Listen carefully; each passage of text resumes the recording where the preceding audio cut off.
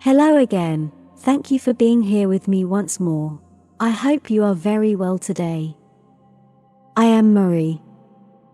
One of the most common shapes for a starship is the disk or the flying saucer, if not the most common, only competing for first place with the hollowed-out metallic asteroid, or space rock, retrofitted with a starship interior, cockpit in the front, and engines behind, which gives it excellent camouflage by the way, and which is mostly used by emerging interstellar cultures, which are venturing out to deep space for the first time. They probably think that looking like a rock is a good way to hide from aggressors, but in reality, any highly advanced race can detect which object is a rock and which other is a starship right away, because of its magnetic and energy consumption signature. On Earth, flying saucers are the first starship shape that comes into mind when the word extraterrestrial comes up, and in most cases, it is the only shape they can think of. The advent of modern science fiction, especially in the cinema, has done a great disservice to humanity by guiding minds into thinking everything there is only empty science fiction. The stories are, yes of course, yet the circumstances are real, like life in space in general. For example, in the popular Star Wars and Star Trek sagas, among countless others, but those two being the biggest.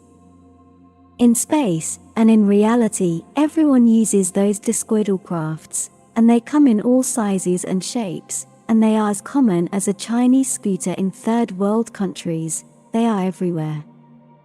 And they are also everywhere in pop culture on Earth as well, even more so as they are the easiest to falsify and to fake, as all you need is to stick two disposable plastic platters together and hang them from a little string. Then they take some photos, and there you have it, a very convincing UFO sighting. It was only after the advent of Photoshop and digital manipulation in general that other shapes started to be seen in mass on Earth. There were other non-discoidal shaped sightings before, I know, yet not as many as nowadays. An easy way to know fast if a flying saucer video clip is a fake is by seeing how the thing dangles nervously and with no logic, and in some cases, you can even calculate its movement to notice it is a pendulum, meaning it is hanging from a little string. So-called experts justify that nervous and illogical movement by saying that their magnetic engines and their fluctuations in Earth's atmosphere and gravity caused the craft's instability. Which from my point of view is utter nonsense, as all craft which works with anti-gravity tend to be amazingly stable. Remember that when watching video clips of UFOs. For most UFO researchers, and for all the people who follow them, a flying saucer looks like it is the most advanced type of craft they can think of, at least from the point of view of material, nuts and bolts crafts, not including what other people catalog as plasma spacecraft. I mean, I can understand that from the point of view of the average person on Earth. A metallic ship that flies around making no noise, with no tailpipe, and can maneuver at incredible speeds, can be easily seen as the most advanced thing that can exist. They all tend to separate flying discs with plasma craft, those which glow in the sky in various shapes, with an etheric craft, which are not entirely in their reality, when in reality it is only different energetic states coming from the same ship. All ships which use high-energy electromagnetism as the base to generate anti-gravity tend to superheat the atmosphere around them to the point where it becomes red-hot plasma, causing the telltale glow, everyone knows, but it does not mean that the entire ship is made of plasma, rather it is covered with it. The strength, brightness, and color of the plasma that surrounds a ship depends on local atmospheric circumstances, and on the power and frequency output of the engines which are generating it, and this phenomenon does not always occur. I must state that it tends to be nothing more than an annoyance for the people in the craft, as it is giving away their presence, and it is nothing more than an unwanted side effect of flying such crafts inside Earth's atmosphere, or that of any other planet. It is like a contrail for aircraft, which makes it a lot more visible.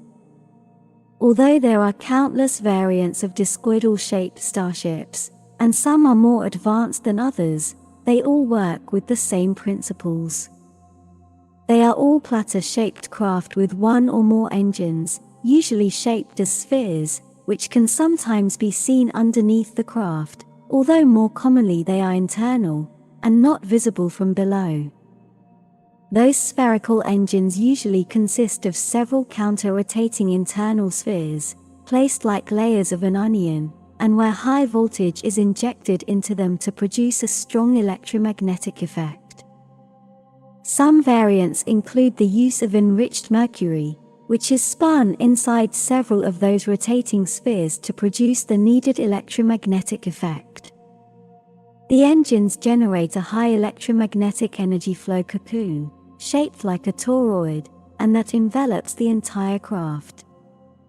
At the center of the disk, from top to bottom, there usually is a superconducting rod, which collects and distributes the electromagnetic flow back into the engines, to close the magnetic circuit. This is where the shape itself of the craft comes in, as it is the second best shape for distributing the electromagnetic energy produced by its engines, in a uniform way all around the craft, so the effects of the engines are evenly distributed. It is only second after the sphere. As explained in my videos about stellar navigation, the map of the star systems, constellations, galaxies, and so on, is kept inside the ship's computer, and it is represented by energy and frequency numerical values of mass and gravity, where this last is what generates the mass. So, to jump from one location to another, all the ship must do is equal its frequency and vibration index to its destination, causing the ship to stop existing in one place, and start to exist in the other. This means that from the point of view of the observer, the ship does not travel, it only jumps from one place to the next, through the ether, as it is said, so this is where the name, jump ship, or beam ship, comes from. When the ship needs to move slowly, as it usually does while in atmospheric flight, all the ship needs to do is alter the frequency generated by its engines, in the front and rear parts of the ship, to create a downhill effect, so the ship would effectively be falling in the direction the pilots want it to go, where the amount of power given to that effect will determine the vector and velocity of the fall.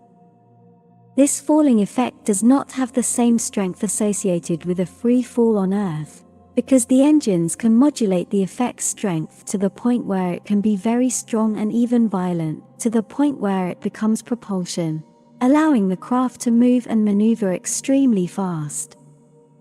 This to the point where it could kill its pilots from excessive G, or gravity forces, if the craft didn't have inertia dampeners, which cancel this effect, as just about any other non-human spacecraft has, and nowadays even some highly advanced human-made craft also incorporate, from retro-engineered, captured alien spacecraft.